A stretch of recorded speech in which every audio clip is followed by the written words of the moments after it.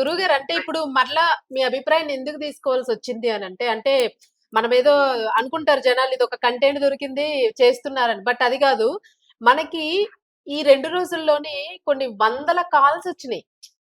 చాలా మంచి ప్రోగ్రామ్ జేశారమ్మా చాన్నాళ్ళ తర్వాత అని చాలా మంది తల్లులు ఫోను జేశారు. సో, అందుకు మరలా చేయాల్సొచ్చింది. నిజంగా వాళ్ళకి గూడా మన ధర్మం మీద అందరికీ ఇంత గౌరవం ఉంది. నిజంగానే మనం ఏదో అనుకుంటూ ఉంటాము. బట్ ప్రతి హృదయంలో గూడా స్త్రీతనం గురించి ఎంత రెస్పెక్ట్ ఉందన్నది చాలా అర్థమైంది. అది ఈవెన్ శివాజీ గారు మాట్లాడిన 2 ముక్కల్ని పక్కకు తీసేస్తే, ఈరోజు ఆయన మాట్లాడిన మాటల వల్లే ఇన్ని విషయాలు ఇంతమంది హృదయాలు ఓపెన్ అయినియి. ఇంకో చిన్న లాజిక్ చెప్తాను మీకు. అదే ఒక స్టేజ్ ప్రోగ్రామ్‌లో ఇంకొక అమ్మాయి హీరోయిన్ మరి తెలియదు నాకు ఆర్టిస్ట్ అమ్మాయి. హ్మ్. ఇవాళ శివాజీ గారు ఉన్నారని చెప్పేసి నేను నిండుగా బట్టలేసుకొనొచ్చినా అంది. చాలు. ఆ మార్పు చాలు. ఒక్క దగ్గర మార్పు స్టార్ట్ అయింది. అది నేను అప్రిషియేట్. ఆ స్త్రీకి నేను శిరస్సు వంచి నమస్కరిస్తున్నాను. ఆ స్టేజ్ మీద అమ్మాయి అన్నట్టు మాట ఈరోజు శివాజీ గారు ఇక్కడికి వస్తారని తెలిసి నిండుగా బట్టలేసుకొనొస్తానండి లేదంటే ఆయన కోప్పడతారన్న మాట చాలు. అంటే ఒక్కళ్ళలో మార్పొచ్చింది. చాలు. ఒక్కళ్ళతోనే మార్పొస్తుంది. ఆ ఒక్కడి మార్పే కోట్లలోకొస్తుంది. దాని నుంచి కంగారు పడక్కర్లే. ఇలాంటి పిచ్చి కూతలు కూసేటువంటి వ్యక్తుల గురించి మనం శివాజీ గారిని భయపడాల్సిన అవసరం లేదు. శివాజీ గారు భయపడే వ్యక్తి కాదు. కాబట్టి అందరికీ వస్తాయి కదమ్మా! రాముడికే నిందలొచ్చాయి. ఇంకో ఇక మనకి రావా? మనకి మనం ఎంత మన బతుకెంత? మనం తప్పు చేయలేం కాదు. మనం కూడా స్వయంగా తప్పులు చేయలేం కాదు. మనము పొరపాటు చేస్తాం. నేను తప్పులు చేసుంటాను. నేను ఒక రకమైనటువంటి పరోక్షంగా ఒకళ్ళని ఇబ్బంది పెట్టుంటాను. నేను కొన్ని కొన్ని మీటింగ్‌లలో నోరు జారి ఉంటాను నేను. నేను కూడా జారి ఉంటాను. కానీ ప్రతిదాన్ని కోడి గుడ్డు మీద ఈకలు కాదు. విషయం తెలుసుకుంటే చాలు. విషయం ఏం చెప్పాడు? సరే పొరపాటయిన దానికి మనం కూడా తిడతాం. ఏరా బుద్ధుందన్నట్టు తిడదాం మనం కూడా. నేను కూడా శివాజీ గారిని అంటాను. "కొద్దిగా బుద్ధుండి మాట్లాడయ్యా. ఎందుకంటే నీకు ఎక్స్‌పీరియన్స్ ఉంది. స్టేజ్ ఫియర్ లేదు. నీకు స్టేజ్ మీద చాలా మాట్లాడతావు. కాబట్టి హ్మ్. నువ్వు కంగారు పడకు అలా మాట్లాడతావు" నేను కూడా చెప్పగలుగుతాను. కానీ శివాజీ గారిని నేను తప్పకుండా ఏ కమిషనర్‌కెళ్ళినా ఆయనకొచ్చిన తీర్పు అంతిమంగా ప్రజల తీర్పు ఆయనకుంది. మిగతా నటులు, సహనటులు, సహ నటీమణుల యొక్క స్థాయి కన్నా ప్రజలే ముఖ్యం. మీ సినిమాలన్నీ ఆడాలన్నా, సినిమాలన్నీ పడిపోయి పెట్టెలో మూసుకొని పెట్టుకోవాలనుకున్న ప్రజలే అంతిమ నిర్ణయం. కాబట్టి నాకు తెలిసినంత వరకు 'Shivaji was the hero. Shivaji is the hero. Right now.' తప్పకుండా. ఎందుకంటే 95% అతనికి ప్రేక్షకుల సపోర్ట్ అద్భుతంగా ఉంది. దాని గురించి మనం కంగారు పడాల్సిన అవసరం లేదు. But he is the real hero. ప్రజలే ఆయనకి సపోర్ట్ ఉన్నారు. ఇంక ఈ కమిషన్‌లు, కోర్టులు ఇవన్నీ కూడా ఆయనకి ఆత్మసంతృప్తి వచ్చింది ఆయనకి. ఆయనకి మనసులో సంతృప్తి వచ్చేసింది. ఆ విజయం ఆల్రెడీ ఆయనకి దక్కింది. ఈ విజయాన్ని 10 మంది దాన్ని ఓర్వలేకపోతున్నాను నేను అనుకుంటున్నా ఇప్పుడు. ఈ హ్మ్. విజయాన్ని ఓర్వలేకపోతున్నాడు. ఓటింగ్ పెట్టారమ్మా డైరెక్ట్‌గా టీవీలో. ఆ హ్మ్. ఓటింగ్‌లో డైరెక్ట్ ఓట్లొచ్చేసాయి. మనకొచ్చిన కాల్స్ మీరే అంటున్నారు వేల కాల్స్ వచ్చాయి మనకి. వేల కామెంట్స్ వచ్చాయి. అదేమి మనం హైడ్ చేయాల్సిన అవసరం లేదు. ఓపెన్‌గా ఉన్నాయి. Go and search in red TV. Go and T go and search in big TV. ఇలా అనేక టీవీలలో ఓటింగ్ పెట్టారు వాళ్ళు. సో, ఇక్కడ ప్రజల్లో గెలిచిన మనిషికి మిగతా గుంపులో గోవిందం ఎందుకు మనకి? Let them. Shivaji garu you are the right stand. మీరు తప్పకుండా స్టాండ్ ఉన్నారు. ఇక మీదట ఇలాంటి పొల్లు మాటలు కొద్దిగా మాట్లాడకుండా హ్మ్. నోరుని అదుపులో పెట్టుకుంటేనే మంచిది. లేదంటే మనం ఇబ్బంది పడే అవకాశం ఉంటుంది. మన మీదకి ఎగబడతారు కొంతమంది. కాబట్టి ఆ విషయంలో మీరు పూర్తి సపోర్ట్ ఇప్పటికి, ఎప్పటికి మీకే ఉంటుందండి. దాని గురించి అక్కర్లేదు. నేనైతే ఇప్పటికైనా సరే స్టాండ్ బై శివాజీ గారు. నా ఓటు శివాజీ గారికే. నా కుటుంబ సభ్యుల ఓటు శివాజీ గారికే. No doubt. యెస్. గురువుగారు చివరిగా ఒకే ఒక్క ప్రశ్న. అంటే అందరికీ ఉన్న సందేహము. ఇప్పుడు ఈవెన్ నాకు గూడా. ఇప్పుడు సొసైటీలోని డ్రెస్సింగ్ ఆడపిల్లల మీద చాలా రకాల అత్యాచారాలు గానియండి, రకరకాల కామెంట్స్ వింటూ ఉంటాం. ఈవెన్ నేను కూడా చాలా సార్లు ఫేస్ చేశాను. నిండుగా వేసుకొని ఎళ్ళినా గూడా ఫేస్ చేశాను. అయితే ఇట్లాంటప్పుడు డ్రెస్ అనేది ఎంత ఇంపాక్ట్ చూపిస్తుంది? డ్రెస్ వలన అట్లాంటివి జరుగుతాయి అని అనుకోవచ్చా?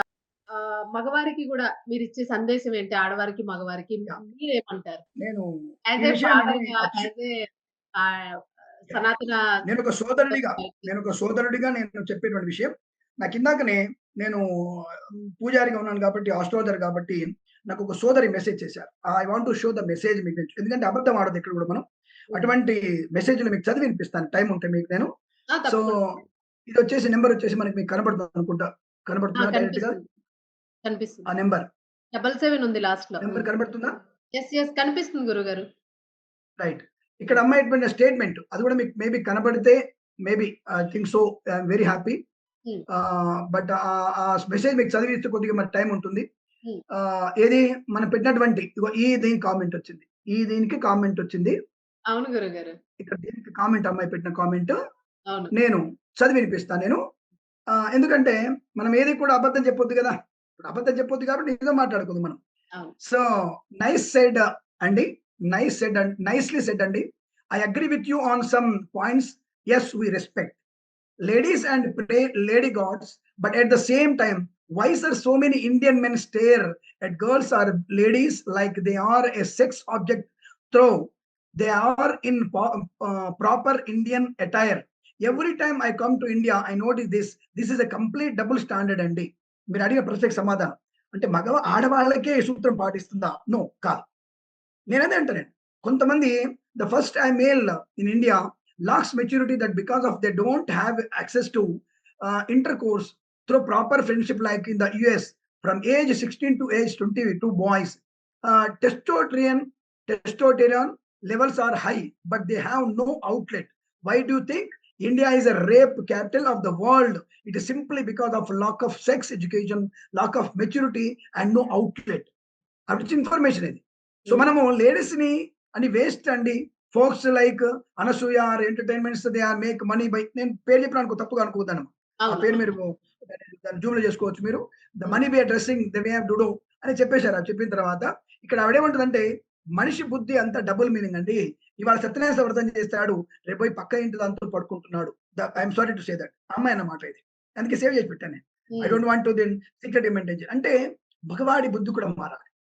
మగవాడు నేను పతివ్రత అని చెప్పట్ల. అయితే ఇక్కడ బెల్లం ఓపెన్ గా పెడితే ఈగలు వాళ్తాయి. బెల్లాన్ని ఓపెన్ గా పెట్టొద్దు. క్యాప్ చేసి పెడితే ఈగలు వాలవు, చీమలు రావు. ఈ విషయాన్ని మనం గమనించుకుంటే ఏది ఆకర్షణ, ఆకర్షణ అనేది మనము ఓపెన్ గా ఉంచితే ఆకర్షణ. ఎప్పుడైతే మూచి ఉంచుతామో అది వికర్షణలోనే ఎవరు దగ్గరికి రాడు. ఇది ఇది మేజర్ ప్రాబ్లం. కానీ మగవాడి కన్ను నిండ కట్టుకున్నా సరే వాడికి ఎక్కడో చోట కాముక బుద్ధిని వాడు ఉంటాడు. ఇప్పుడు రాముడు ఉంటేనే రావణాసురుడు ఉన్నాడు. ప్రహ్లాద్ ఉంటేనే మనకి సారీ నేను ఏంటని మర్చిపోతాను, హిరణ్యకశిపుడు ఉన్నాడు. హిరణ్యకశిపుడు, ప్రహ్లాదుడు, అలాగే మనకు ఉన్నటువంటి అనేక రావణులు అంటే రాక్షసులు, దేవుళ్ళు రెండు కూడా ఉన్నారు. కాబట్టి ఎక్కడైతే మనము అనుకోనటువంటి కొన్ని సంఘటనలకి మనము కారణం కాకపోయినా ఇటువంటి ఉద్వేగమైనటువంటి జరిగేటువంటి మూర్ఖపు మృగాల మానవ మృగాల అరణ్యంలో ఉన్నాము. కాబట్టి ఇంత జాగ్రత్తగా ఉంటేనే ఇలా ఉంటే అజాగ్రత్తగా ఉంటే ఎలా ఉంటుంది అన్న విషయాన్ని చెప్పడానికే ఆయన ఒక స్టెప్ తొందరపడి ఉంటాడు తప్ప ఇక్కడ ఇంకోటి లేదు. అందుకని ఏమంటే మగవాడు శుద్ధ పూస నేను ఎప్పుడు అనట్లేదు. మగవాడు ఎప్పుడు కూడా వాడి దృష్టి దుర్మార్గపు దృష్టి ఉంటుంది. ప్రతి మగవాడు అంతే. ప్రతి మగవాడికి ఒక దృష్టి, దుర్మార్గ దృష్టి ఉంటుంది. అది ఇందాక అమ్మాయి అన్నట్టుగా మనము పిల్లలకి ఎడ్యుకేట్ చేయాలి. ఏ సమయంలో మనం వాళ్ళని ఇది ఈ టైంలో మీకు సెక్సువల్ ఫీలింగ్స్ వస్తాయి, జాగ్రత్తగా ఉండండి, ఈ టైంలో అమ్మాయికి ఉన్నటువంటి ప్రాబ్లమ్స్ ఉంటాయి, జాగ్రత్తగా ఉండాలి చెప్పితే మన పిల్లల్లో ఈ ఎడ్యుకేషన్ కూడా చెప్పగలిగితే, ఎడ్యుకేషన్ అంటే మన స్కూల్లో పాఠాలు కాదు, విషయం మన తల్లిదండ్రులు చెప్పగలిగితే, తల్లి చెప్పగలిగితే తప్పకుండా పిల్లలు అటువంటి టెస్ట్ ట్రైన్ అని చెప్పిన కూడా అలాంటి భావన రావు అని చెప్పేసి అవకాశం ఉంది. కాబట్టి ఏదో మగవాడేదో పూర్తి మంచోడు శుద్ధపూస నేను ఎప్పుడు చెప్పట్లేదండి. కొన్ని సంఘటనలు మాక్సిమం మగవాడు చెడ్డవాడే ఉంటాడు. మాక్సిమం లేడీస్ మంచి వాళ్ళే ఉంటారు. నేను ఇది ఖచ్చితంగా ఒప్పుకుంటా ఆ విషయాన్ని. కాబట్టి దాంట్లో సందేహం లేదు. మగవాడి చూపు మారాలి. ఖచ్చితంగా మగవాడి చూపు మారాల్సిందే. కానీ ఇలా నేను ప్రతి అంగాంగ ప్రదర్శన చేస్తా అంటే మాత్రం మగవాడు కాదు. పక్కనున్నాడు చెప్పా కదా మేము మొన్న ఇంటర్వ్యూలో, మందు కొట్టి తిరుగుతున్నప్పుడు మద్యపానం చేసిన వాడికి స్పృహ ఉండదు. వాడు చెల్లెల పక్కనుందా, లవర్ పక్కనుందా, తల్లి పక్కనుందా తెలియదు. కాబట్టి ప్రమాదంలో పడే అవకాశం ఉంటుంది. కాబట్టి ఇటువంటి చర్యలు, అటువంటి తాగుబోతు వ్యసనాలు, అర్ధనగ్న ప్రదర్శనలు చేయడం అనేది మన సమాజానికి హితం కాదనేది నా పూర్తి స్థాయి విశ్వాసం అని నేను మరొకసారి చెప్పదలుచుకున్నాను. అంతే, ఎవరిని నిందించట్లేదు, నాకు అవసరం కూడా లేదు. ఒకటి ఫైనల్‌లో దయచేసి దీనికైతే చిన్నది కన్క్లూజన్ ఇవ్వండి. మనం పెట్టిన వీడియోలో ఒక మెసేజ్ చదివాను నేను. నాకు నిజంగానే చాలా దానికి ఎలా రియాక్ట్ అవ్వాలో నాకు తెలియలేదు. ఒక మెయిల్ పర్సన్ పెట్టిన మెసేజ్ మీకే పెట్టారు. గురుగారు అంటే శర్మ గారు, మీరు అమ్మవారికి చీర మారుస్తారు గదా! అప్పుడు మీ ఫీలింగ్ ఏంటి అని అన్నారు. నేను ఇది డిస్‌ప్లేలో గూడా వేస్తాను. మీకు గూడా పంపిస్తాను. దయచేసి అంటే ఇప్పుడు ఏదైతే మీరు మృగాలన్నారో దానికి నాకు వెంటనే అది నేను నిన్నటి నుంచి అది ఆలోచిస్తున్నానన్నమాట. అంటే ఇంత వీడికి సమాధానం చెప్పొచ్చమ్మా. వాడెవడైతే అడిగాడో వాడు అంటారు. అందుకే వాడెవడైతే అడిగాడో వాడికి సమాధానం అనసూయ అత్రి మహాముని చెప్పండి. ఇదే మాట ముగ్గురు త్రిమూర్తులు అడిగారు. భోజనానికి దత్తాత్రేయ స్వామి స్వరూపం రావడానికి ముందు కారణం ఏంటంటే అనసూయ దగ్గరికి వెళ్ళేసి మహాపతివ్రత అని చెప్పడానికి అనసూయ అని చెప్పేసి ఆవిడ దగ్గరికి వెళ్ళి అత్రివాముని దగ్గరికి వెళ్ళి ఆ అనసూయని అడిగారు, అమ్మ మాకు అన్నం పెట్టాలి ఆకలిస్తుంటే, సరే తప్పకుండా అంటే అదొక షరతు, నువ్వు నగ్నంగా పెట్టాలంటారు. నగ్నంగా పెట్టాలి. ఇలాంటి వాళ్ళు ఉన్నారు. అయ్యో! ఇలాంటి వాళ్ళు ఉంటే మంచిదే మనకి. ఇప్పుడు అటువంటి చెడ్డవాళ్ళు ఉంటారు కదా! అమ్మవారిని చీర కట్టేటప్పుడు నేను చంటి పిల్లగా ఉన్నటువంటి నా కూతుర్ని గుర్తించుకుంటా. నేను 3 మాసాల నా పాప, 6 మాసాల పాప, 3 సంవత్సరాల పాపకి ఎలా ఉంటుందో, నా పాపకి నేను ఎలా స్థానం పోస్తానో, అలాంటి దృష్టితోనే ఉంటానని చెప్పండి. ఆ వ్యక్తికి ఎవడున్నాడో వాడికి. ఖచ్చితంగా చెప్పండి ఆ విషయాన్ని. రెండవది, అక్కడ అత్రి, అనసూయ వాళ్ళిద్దరూ గూడా అమ్మవారొచ్చిన తర్వాత తప్పకుండా అని చెప్పేసి, నేనే పతివ్రతనైతే ఈ ముగ్గురు శిశువులుగా మారని చెప్పేసి నీళ్లు చల్లితే, వారు చిన్న పిల్లలైపోతే వారికి స్తన్యం పడుతుంది. వాళ్ళకి చనుబాలు పడుతుందది. చనుబాలు పడి చిన్న పిల్లలైపోతారు. వాళ్ళకి పార్వతి అమ్మవారు లక్ష్మీ ముగ్గురొస్తారు. అయ్యో! మా పిల్లలు పెళ్లయిపోయారంటే, అప్పుడుండి త్రిమూర్తి స్వరూపంగా త్రిమూర్తులుగా పుట్టమన్న కోరిక ఇస్తే, నేను మీ పిల్లల్ని మీ భర్తలు ఇస్తానన్నప్పుడు, తప్పకుండా వరం ఇస్తే దత్తాత్రేయుడు అవతరించారు. ఈ విషయం వాడికి చెప్పండి. ఎవరైతే ఈ విషయం అడిగారో, అమ్మవారి గురించినటువంటి పాప కార్యం వాడు అడిగాడో, వాడికి ఈ విషయం చెప్పండి. నేను భయపడాల్సిన అవసరం లేదు. ఖచ్చితంగా నా కూతుర్ని అప్పుడు అమ్మవారిని స్తన్యమున్న, ఆభరణాలున్న, ఇంకొకటి రాతిలో చీర కట్టే ఉంటుంది అమ్మవారికి.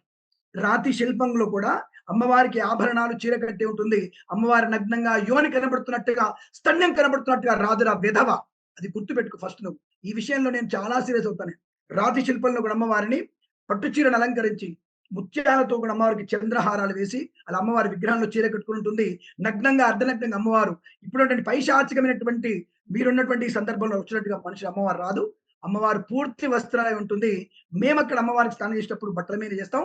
ఒకవేళ అమ్మవారికి లేకున్నా సరే, నేను నా కూతురికి 3 నెలలప్పుడు ఎలా స్నానం చేయించానో అలాగే చేయిస్తాను.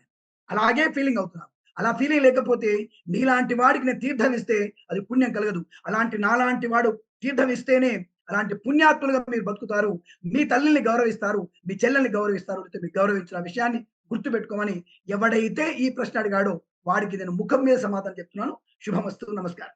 తప్పకుండా గురుగారు. కొన్ని వేల మెసేజ్‌లో ఆ ఒక్క మెసేజ్ చాలా బాధించింది. అందుకే అడిగాను. ధన్యవాదాలు గురుగారు. సర్వే జనా సుఖినో భవంతు. శివాజీ గారికి మరొక్కసారి అభినందనలు. ఇలాంటి స్టాండ్ బై దానుండు. పదాలు కాస్త జాగ్రత్త. నోరు పారేసుకోకండి. చాలా సున్నితంగా చెప్పండి. తప్పకుండా చెప్పండి. మీరు ఒకసారి అన్నారు సలహాలు ఇవ్వకూడదు అనుకుంటున్నారు. లేదు. మన సమాజానికి ఎవరో ఒకళ్ళు సలహా ఇస్తేనే మనం ఎదుగుతాం. సనాతన ధర్మం కాపాడబడుతుంది. భారతీయ తత్వం కాపాడబడుతుంది. సర్వే జనా సుఖినో భవంతు. Thank you. నమస్కారం.